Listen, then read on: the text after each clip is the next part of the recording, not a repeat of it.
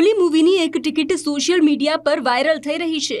Superstar રજનીકાંતની મૂળ Tamil film આજે એટલે કે 14 ઓગસ્ટે વિશ્વભરમાં રિલીઝ થઈ રહી છે। ફિલ્મ ઉદ્યોગમાં રજનીકાંતના 50 વર્ષ પૂર્ણ થવાની આ ઉજવણી નિમિત્તે તામિલનાડુના રાસીપુરમમાં એક આઈટી કંપનીના માલિકે તેમના કર્મચારીઓને ફિલ્મના પ્રથમ દિવસના પ્રથમ શો માટે ફ્રી ટિકિટ આપી છે અને આજે રજા પણ આપી છે।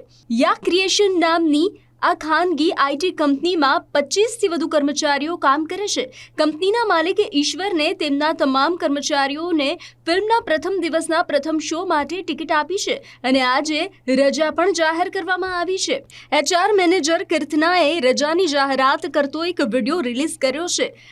On the grand occasion of superstar Rajinikanth's 50th year in the Indian cinema industry, Yaa Creations is thrilled to celebrate this moment by watching the iconic Coolie movie.